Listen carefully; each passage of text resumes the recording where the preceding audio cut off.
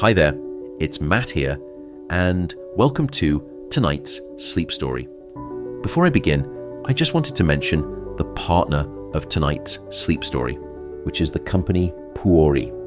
For over a decade now, I've been an avid consumer of protein shakes, as I'm a bit of a health fanatic. But the hard thing in the supplement space is trust. That is, finding someone, a brand I trust. That's when I came across the company Puori and its really impressive founder. Even though it makes them less profit, Puori takes quality more seriously than any company I've seen before. Why did I choose them? Easy. Because they are free from hormones, free from GMOs, free from any pesticides. And here is the confidence part. Every batch is third-party tested for over 200 harmful contaminants like heavy metals. And for folks of my podcast right now, you can save 20%. Go to puori.com/MattWalker and use code MattWalker at checkout. I really do think they are a superb company. Tonight, I want to take you to the far end of a quiet street in Canford Cliffs. Beneath a canopy of rustling trees, there is a library unlike any other. Its door is painted a soft green, worn at the edges, with a brass handle that gleams faintly in the lamplight. There is no sign to announce what lies within, only the faint scent of parchment and ink that drifts out when the door opens. This is the archive of lost letters. Inside, the air is heavy with secrets. Shelves stretch endlessly, filled not with books, but with envelopes. Hundreds of thousands of letters, some carefully folded, others crumpled as if thrown in anger. These are the words that were written but never read, confessions never delivered, truths never shared. And at the heart of it all is Stephanie, the archivist. She's not what you might expect of someone in such a peculiar role. She's young, no older than 30, with a quiet presence that feels like still water. Her dark hair is pulled back loosely, and her hands are always ink-smudged from sorting through the delicate pages. Stephanie has worked here for years, though no one knows how she came to this place. Every day, she moves among the shelves, her fingers tracing the edges of envelopes.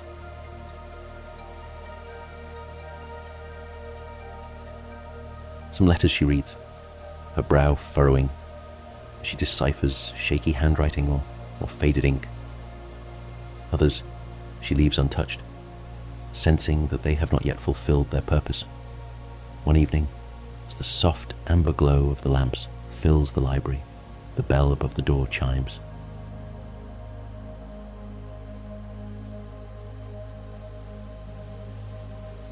It's a sound that startles Stephanie. It's rare for anyone to find their way here.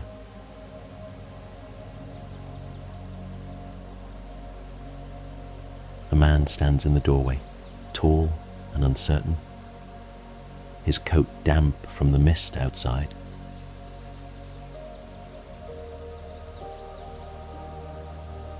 He doesn't step forward right away, his gaze caught on the endless rows of shelves.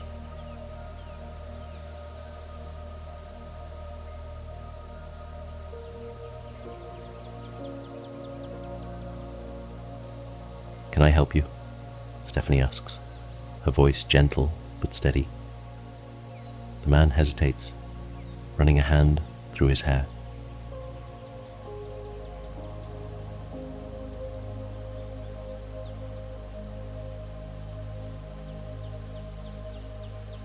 I don't know, he says at last.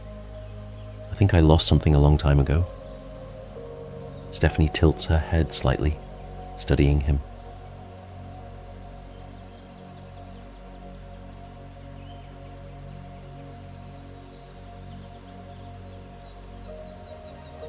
He looks like someone carrying more than just the weight of the moment.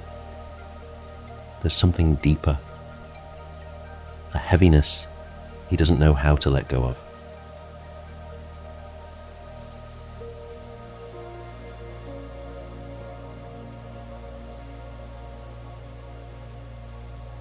"Do you remember what it was?" she asks. "A letter," he says softly. "I wrote it, but I never sent it."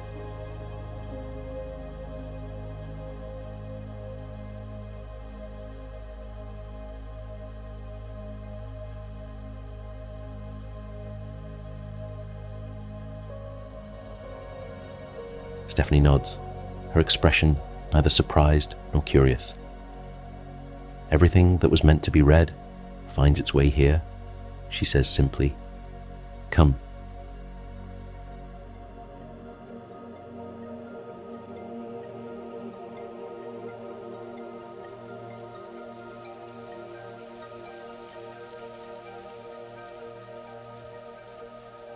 The man follows her into the aisles, his footsteps quiet against the wooden floor.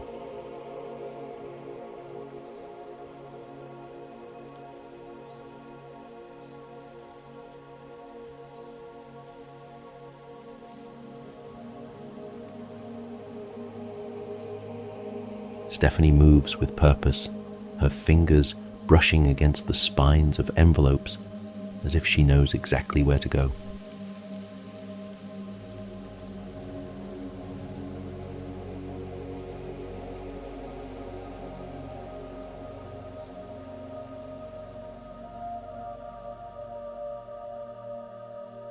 They stop in front of a small section tucked into the corner of the room.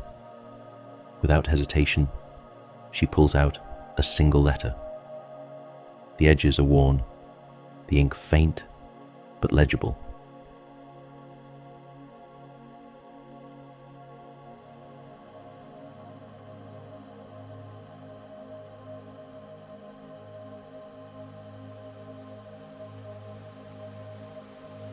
She turns and hands it to him. "This is yours," she says. The man stares at the envelope in her hands. His name is written on the front in his own handwriting.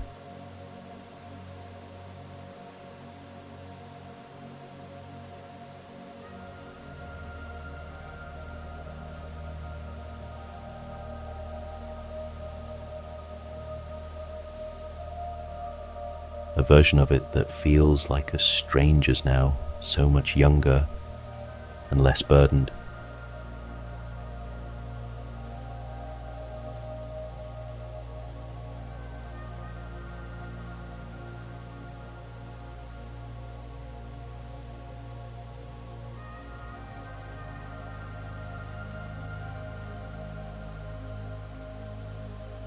He doesn't take it right away.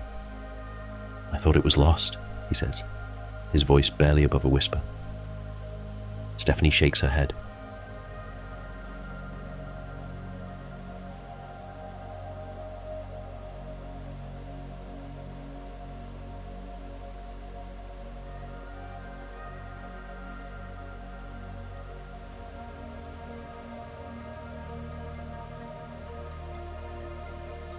"Nothing written from the heart is ever truly lost," she replies.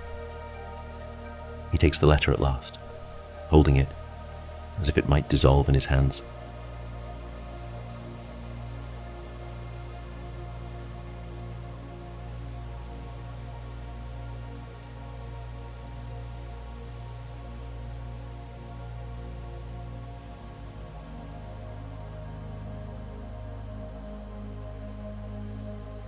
Slowly he opens it, unfolding the paper inside. The words are familiar, yet distant, as though someone else had written them.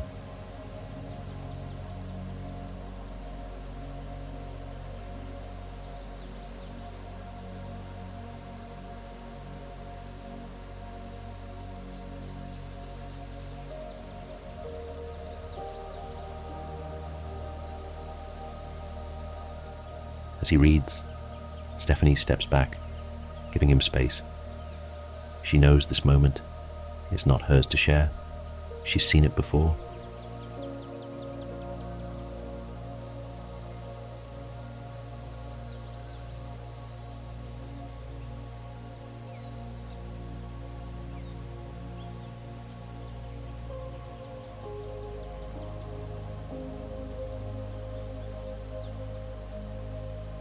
The quiet unraveling of emotion as people confront what they've hidden from themselves.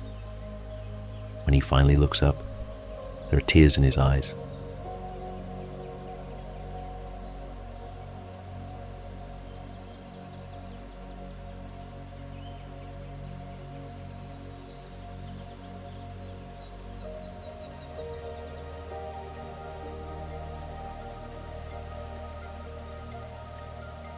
But there's also something lighter in his expression, as though a weight has been lifted.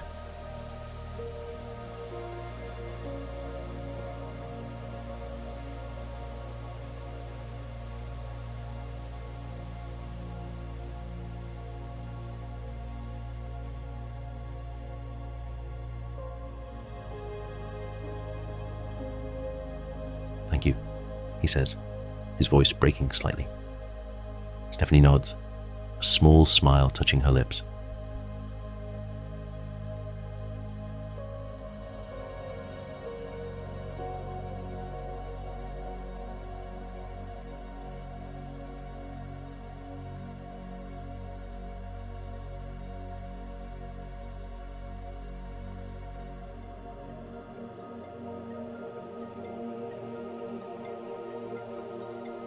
Sometimes we just need to remember what we once needed to say.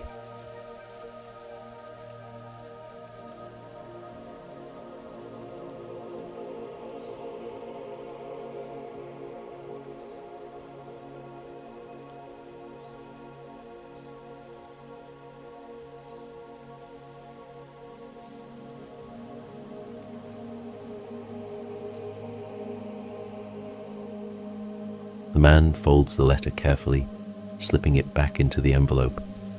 What happens now? He asks.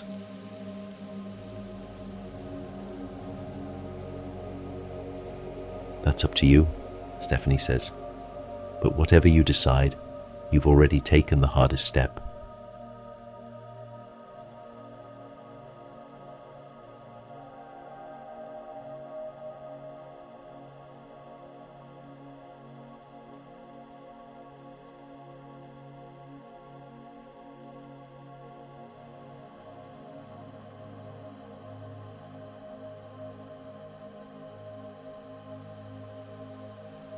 He lingers for a moment, as though unsure how to leave, before finally turning toward the door. The bell chimes softly as he steps out into the night.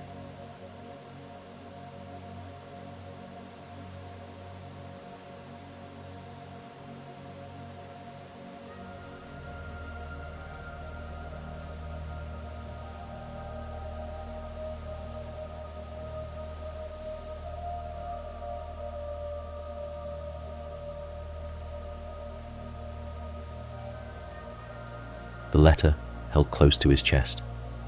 Stephanie watches him go before turning back to the shelves.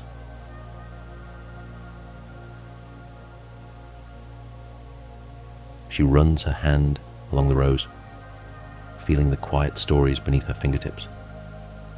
The library is still, but it hums with the lives it holds.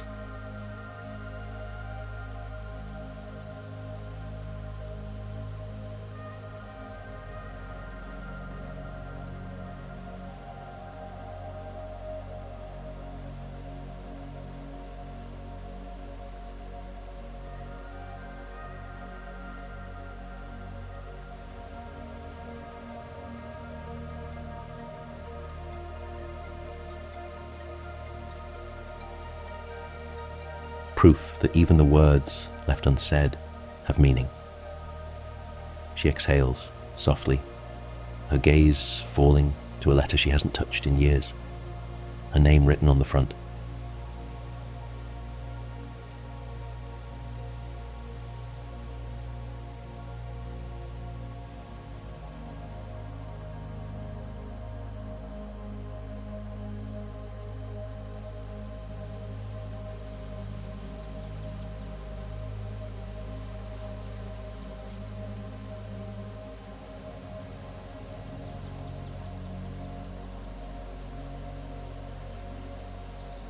but she doesn't pick it up. Not yet. Instead, she dims the lamps one by one, the soft glow fading into darkness.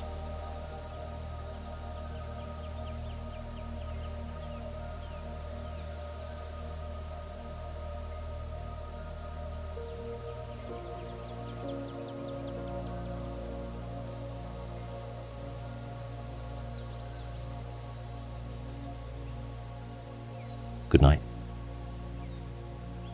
and sleep well.